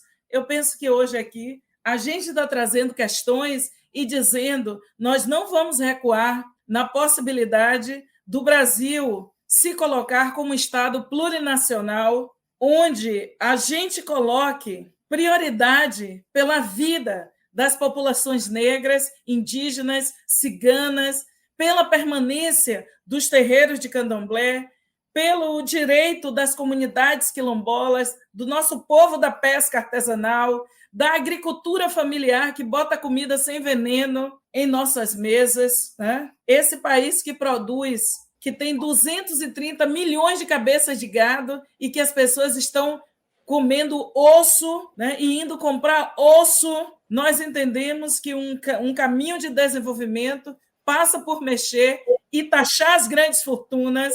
Nós precisamos ter coragem de fazer isso, e é isso que esse debate por liberdade de Angela Davis nos instiga nesse momento, e que a gente esteja aqui nessa nossa conversa para mexer com essas agendas, e que nós não vamos levantar nossas identidades LGBT e a gente não se importar com o racismo, não se importar com as outras dimensões. A gente nasceu, foi para brilhar, e não para morrer de fome.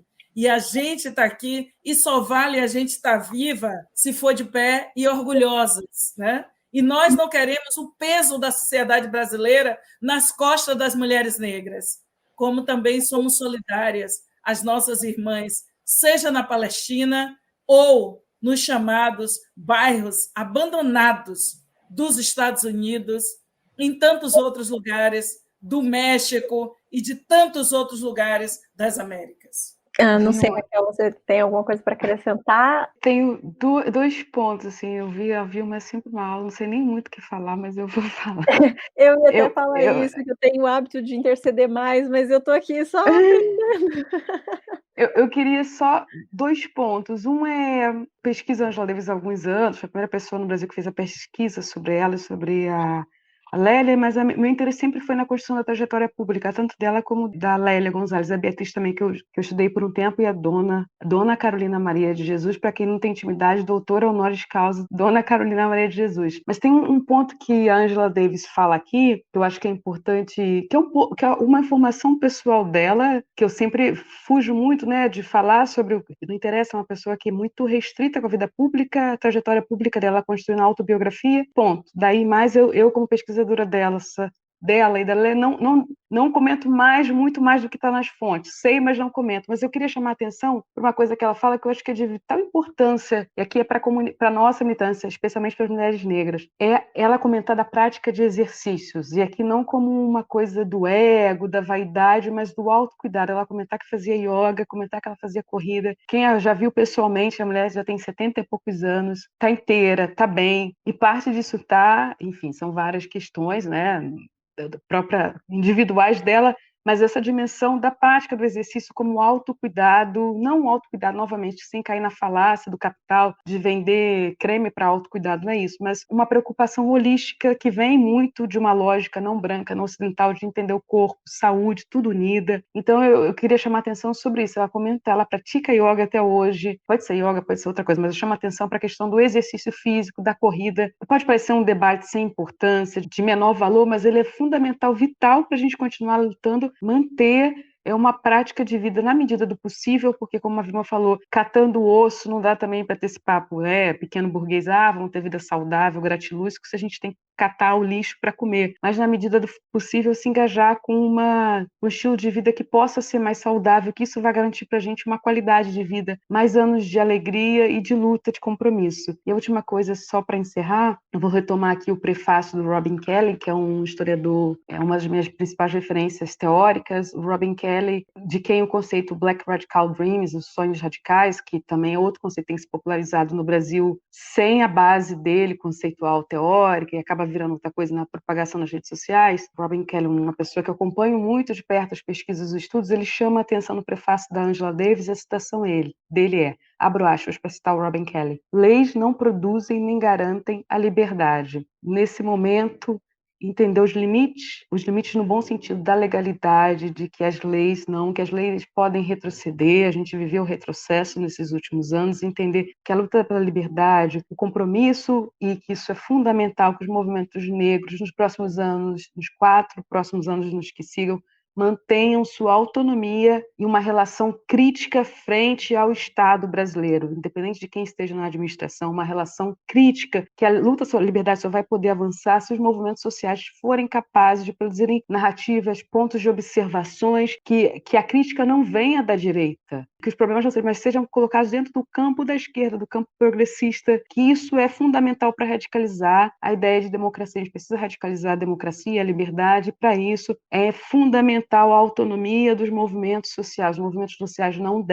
podem ser cooptados pelo Estado, pelas administrações públicas. Para que eles façam sentido, eles precisam manter a sua autonomia frente às administrações que entram e que saem, mas as lutas permanecem. Então, chama atenção nisso, esses 4 anos falando para dentro da comunidade negra, a comunidade negra possa ser capaz de produzir um engajamento crítico e não ser completamente cooptada, deixa para depois, levou parte dos problemas que a gente viveu, né, e que a gente não vai sair por passe de mágica em 4 anos, que são esse engajamento e essa permanência, essa observação é o que vai garantir isso para a gente. Agradeço muito o convite da Boitempo, agradeço a Boitempo ter convidado uma pensadora ativista fora do Sudeste. Temos que parar de chamar a gente de Rio de São Paulo, chamar o Brasil. Muito feliz que a Vilma esteja aqui, a pessoa que eu admiro muito, que é uma referência para mim, uma pessoa muito importante da minha formação, com uma generosidade, um compromisso, um amor, um afeto. Então, fico muito feliz, Vilma, de estar aqui com você conversando nessa tarde. Oh, meu Deus, que lindeza! Viva nós e viva as águas! Né? Viva as águas!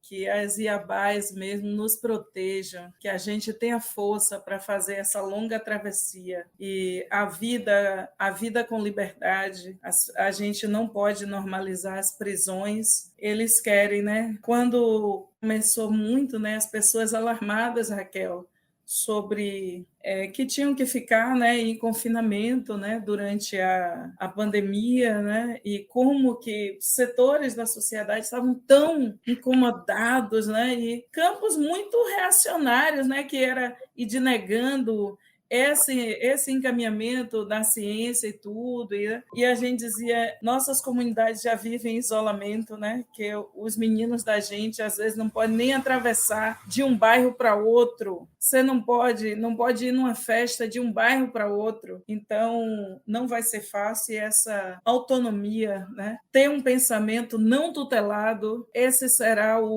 digamos assim, o campo decisivo para a gente não morrer em outras formas de asfixia, que é a asfixia política. Angela Davis nos falou em amnésia, nesse texto, misericórdia, eu nunca vi ter tanta coisa, né? Mas ela falou em amnésia, eu estou aqui procurando, né, porque eu marquei tanto. Ela falou da questão da amnésia histórica, e a gente tem falado muito para a gente não morrer na amnésia política, e muito menos, e nessa amnésia política, a gente não se confundir e morrer na amnésia de classe. Nós sabemos quem somos nós, e isso para nós é importante. Nessa sua leitura de que não vai ser todo mundo classe média suíça, mas ficar no buraco também a gente não quer. Muito obrigada, Raquel, que você tem nos dado tantos presentes tão potentes com as suas pesquisas, com a sua postura política, e obrigada por estarmos aqui hoje. E a gente está aqui como campo de luta, porque nos interessa o pensamento dessas mulheres, eles possam atravessar, e que o antirracismo, muitas vezes, né, que aparece na universidade, e quando a gente vai olhar a bibliografia, não tem uma pensadora negra citada, né? Então, a gente luta muito para que esses sujeitos políticos que nos traz para esse campo emancipatório, que é uma outra expressão de Angela Davis nesse trabalho político dela, é a luta pela emancipação, que a gente seja a nossa tradução de liberdade. Obrigada, Lígia, você fez o roteiro. Ai, ai. E a gente desobedeceu, né, Vilma? Tudo desobediente. A gente é de quê? Da pedagogia da desobediência. Não é desobediência sistêmica.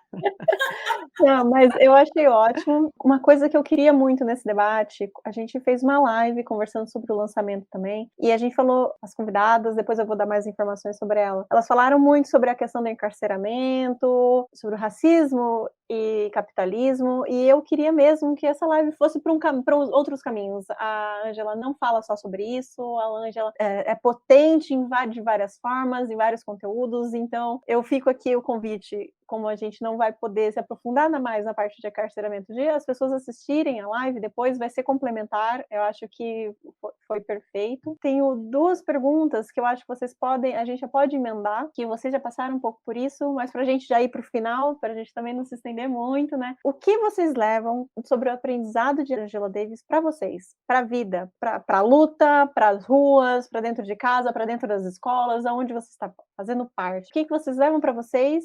E o que vocês acham que as pessoas que estão nos ouvindo podem levar para elas também, sabendo tudo que a gente tem para enfrentar nos próximos anos, né? Próximos dias, inclusive. E também, puxando uma coisa que vocês já falaram, indicar alguma coisa que as pessoas podem assistir, ler, ouvir, para continuar estudando sobre Angela Davis, sobre o debate, sobre para onde a gente pode ir no nosso futuro recente e futuro distante. Vamos deixar essas duas para a gente já ir um pouco para a despedida. Eu levo da Angela Davis, eu acho que não só dela, de uma outra figura, Cornel West, Robin Kelley, intelectuais negros afro-americanos que estão nos Estados Unidos e que incorporam o que havia de melhor da tradição do Martin Luther King e do Malcolm X, que era a capacidade de ter um engajamento crítico em relação ao seu próprio Estado-nação. Então, a crítica ao governo Obama começa, na verdade, com Cornel West, que fica isolado e que fala em um momento, você não pode falar em nome do Dr. King e matar pessoas e fazer guerra. O King foi, isso é uma parte pouco conhecida, o King foi uma das primeiras lideranças negras a se opor à Guerra do Vietnã. Quando ele é assassinado em 1968, ele é assassinado organizando os trabalhadores de limpeza pública, organizando, enfim, levando discussões do que hoje a gente não poderia nomear como sindicalismo. Ele está organizando a campanha contra a pobreza. É esse King que é assassinado, né? O do I Have a Dream, em 1964. É esse homem que está engajado na denúncia da pobreza dos Estados Unidos. Então, há uma tradição, uma bela tradição da autonomia de intelectuais negros que são capazes de engajar publicamente e politicamente e manterem a autonomia, apesar, a despeito de todo, usando uma expressão em inglês também, o backlash, toda a resposta negativa que isso vai gerar. A Angela Davis, publicamente, quando se opõe à marcha de 1 milhão proposta pelo Farrakhan, que acusa levantamentos misóginos, homofóbicos contra ela, e ela mantém uma postura crítica. Então, esse exercício é um exercício solitário e difícil, mas é um exercício importante na capacidade de autonomia e capacidade de um pensamento crítico, né? Eu gostei muito do que a Vilma falou, de asfixia política. Então, eu acho esse é um ponto que eu levo, que eu sempre tento considerar, que as suas posturas, as suas discussões vão ser impopulares, mas se a sua contribuição está no campo do pensamento, da elaboração de um pensamento crítico, a gente vai ter que ser capaz de fazer essas críticas para dentro também. Se você vê que a gente está isento de contradições, de problemas também, mas o exercício de saber ouvir e saber falar é um ponto importante que eu levo da contribuição intelectual, da contribuição pessoal, como eu mencionei. Apesar de tudo isso que ela passou, ela teve uma vida difícil, mas muito menos difícil que outras pessoas que se engajaram com as lutas negras daquela época. Isso é bem importante a gente frisar. Angela Davis esteve presa, foi absolvida, mas ela conseguiu sair da cadeia. Outras pessoas que da mesma época ainda estão presas. A outra pessoa que vai no mesmo processo com ela, na mesma época, ele está preso até hoje. Ele é o preso político mais longevo nos Estados Unidos, tem uma pessoa que está presa até hoje. O Mumia Abu-Jamal está preso, mal de saúde. A Assata Shakur continua, a gente não ouve muito tempo notícias dela, continua na condição de exilada política em Cuba. Outras pessoas que lutaram no movimento de libertação negra ainda estão presas nos Estados Unidos. Então, a situação dela foi difícil, ela manteve um compromisso com a luta a vida toda, mas há histórias ainda muito mais difíceis. Então, eu sempre lembro, isso tem a ver também com a pesquisa de doutorado, de quantas pessoas morreram na luta, né? No Brasil, a gente tem o caso da Beatriz Nascimento e outras inúmeras, Marighella, muitas outras pessoas que tombaram na luta. Eu não romantizo morte política, eu não acho que isso deva ser romantizado, isso não é heróico. Isso é triste, a gente está falando de uma economia de circulação de vidas negras que é marcado pela ausência, pela perda, pela dor, pela morte, mas essa possibilidade de continuar vivendo e tentando, na medida do possível, novamente, sem romantizar a superação, nada disso, tentar manter um equilíbrio. Isso tem sido muito importante. Aqui, desde os anos 70, Lélia e Beatriz falavam que faziam terapia. Eu fiquei muito contente que recentemente um artista, um homem negro muito importante da indústria musical, falou publicamente numa entrevista que ele estava fazendo terapia. E a nossa comunidade negra precisa tratar dessas questões, a gente precisa estar bem também, na medida do possível, da nossa saúde mental, espiritual, física, a gente seguir. Então, acho que isso é um ponto que eu levo, assim, da independência no plano individual, no que é público do individual, essa não, a militância cobra, a Vilma vai saber falar com muito mais propriedade do que eu sobre isso. A militância cobra, às vezes, a própria vida das pessoas de formas muito perversas, e as pessoas acabam militando, se engajando, e esquecendo que havia. Uma das últimas entrevistas da Lélia, ela fala isso. Eu esqueci a pessoinha que eu era. Eu estou aqui agora buscando me construir. Então, nessa luta, nesse movimento, a gente também não se esquecer da gente. Isso não significa passar por cima das nossas lutas coletivas, mas saber de manter um equilíbrio também sobre isso e não se achar, a Lélia fala, não se achar um único, insuperável, indispensável. Cada um contribui de uma forma, todas essas contribuições são válidas, em paralelo a isso a gente cuida, tenta, na medida do possível, cuidar da nossa própria vida e manter uma vida plena. Não dá para ser pleno sabendo que as pessoas morrem de fome, obviamente, mas tenta buscar um equilíbrio, não é plenitude, mas um equilíbrio no meio desse caos todo. Então é isso que eu levo. Poderia falar da grande contribuição para o campo da filosofia, sempre poderia fazer esse discurso aqui acadêmico, mas eu vou ficar com esses dois pontos, que da autonomia e, na medida do possível, um equilíbrio entre a sua própria vida e o compromisso com as lutas políticas. Eu vou começar logo com as minhas indicações. Eu queria muito, né, que a gente veja o livro A Radical Imaginação Política das Mulheres Negras Brasileiras. Eu acho que quando a gente vê as nossas comunidades abandonadas, sabe? Eu moro em Salvador, onde uma mulher negra disputa uma vaga de creche num vergonhoso sorteio com mais 150 mulheres. Uma criança num sistema de educação infantil, que é uma coisa tão importante, investir na primeira infância. A própria Angela Davis, né, quando ela fala da situação de ataque às mulheres negras, ela mostra, né, qual a dificuldade de pagar uma creche e que não ter esse acesso significa não ter várias outras coisas, porque a gente não pode ir trabalhar, um monte de coisa. Então, Eu acho que olhar para essa forma, como nós, mulheres negras, estamos fazendo a política e a batalha por chegar no espaço de representação,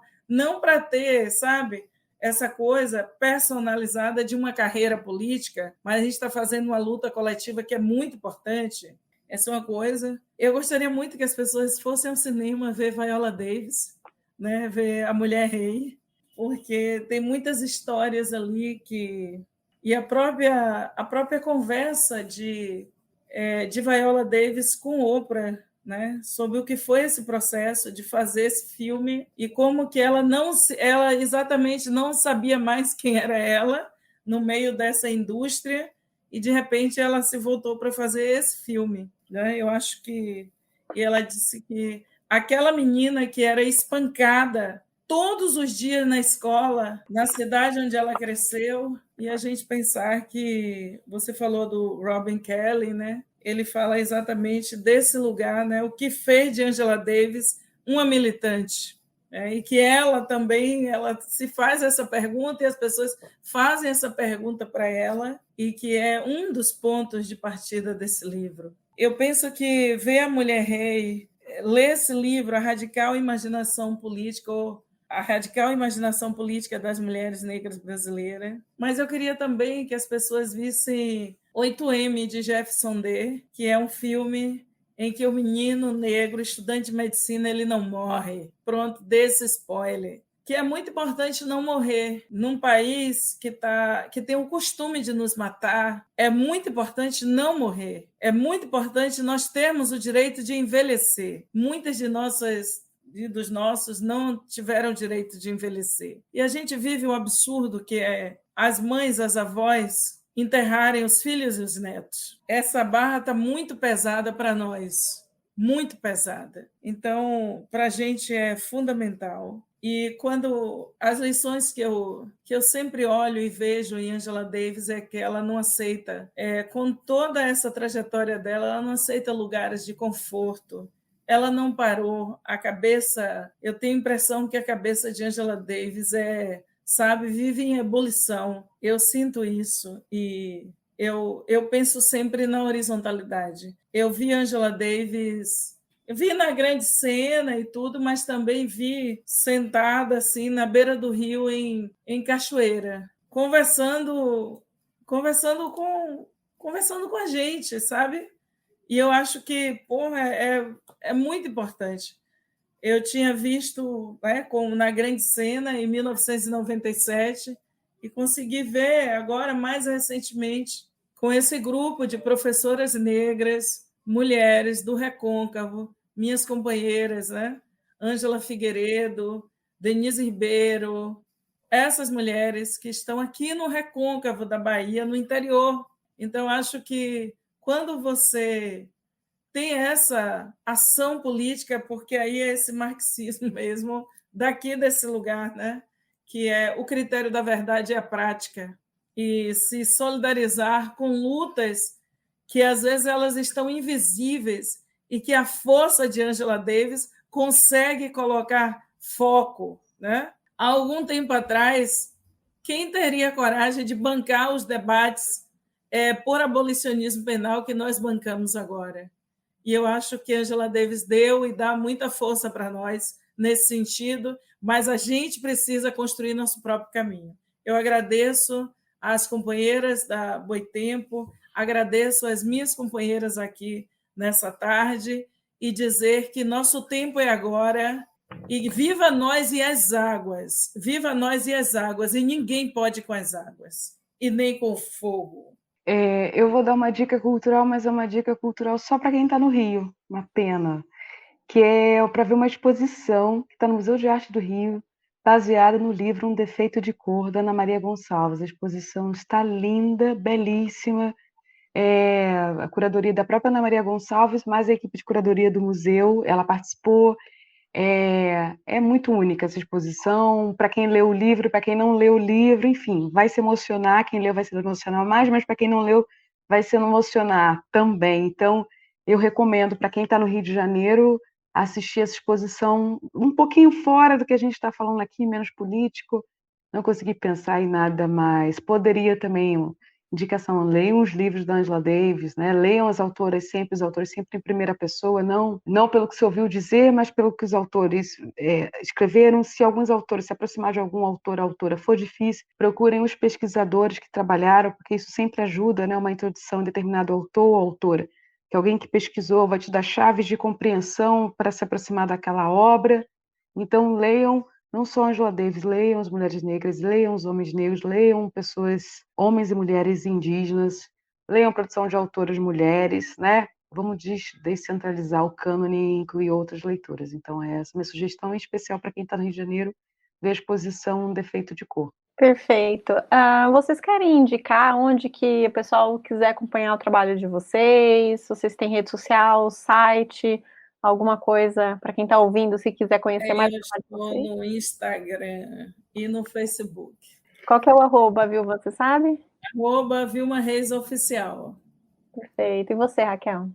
Olha, nas minhas redes sociais é mais particular, o que eu sempre recomendo é uma plataforma muito legal chamada Academia.edu. Academia.edu tem os textos, a maior parte da minha publicação está lá, então os textos sobre Lélia, Ângela, Beatriz, o material dos Panteras, minhas publicações estão lá, então recomendo quem quiser acompanhar meu trabalho pela Academia.edu.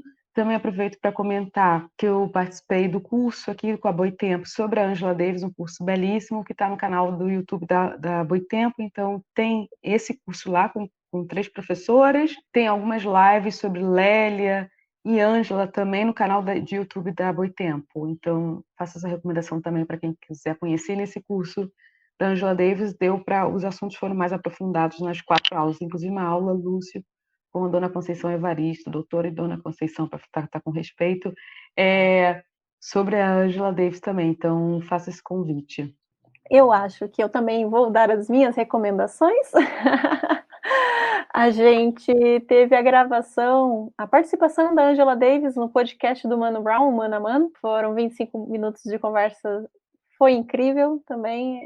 Ela também sempre é muito lúcida, falou sobre a situação do Brasil, então eu vou indicar, tá em todos os streamings que vocês quiserem assistir. Lembrando também sobre a live que eu já tinha falado, sobre o lançamento de O Sentido da Liberdade, lá na TV Boitempo, nosso canal do YouTube, que contou com a participação de Preta Ferreira, Zélia Amador de Deus e Anne Kiangalo. Elas falaram bastante sobre a questão do encarceramento, que a gente acabou não se aprofundando aqui, então acho que é super complementar vocês irem lá assistir. Para quem estiver em São Paulo, a gente faz o convite para o debate de lançamento do livro que vai rolar na livraria Megafauna, na quarta-feira, dia 16 de novembro, às 19 horas. Será uma conversa com Erika Hilton, Matheus Gato e Márcio Farias sobre o sentido da liberdade e também o lançamento de Como a Europa Subdesenvolveu a África, do Walter Rodney. Quero lembrar também que todos os livros da Angela Davis mencionados aqui estão à venda em diversas livrarias do país, assim como na loja virtual da Boitempo, e você também pode adquirir os e-books nas principais plataformas do ramo. E por hoje é só. Quero agradecer a Vilma, agradecer a Raquel, agradecer a todos vocês que estão aqui nos ouvindo. Não se esqueçam de comentar o que acharam do episódio nas nossas redes e seguir e avaliar a Rádio Boitempo no seu agregador de podcast preferido. Esse episódio teve coordenação de Isabela Meucci e Kim Dória, produção executiva de Isabela Meucci e Lígia Colares, apresentação minha, Lígia Colares, e participação de Raquel Barreto e Vilma Reis, edição de Jéssica Corrêa, roteiro de Lígia Colares e Isabela Meucci, arte de Uva Costruba e apoio de Marisol Robles, Marina Valeriano e Túlio Candioto. Voltamos na semana que vem. Até lá!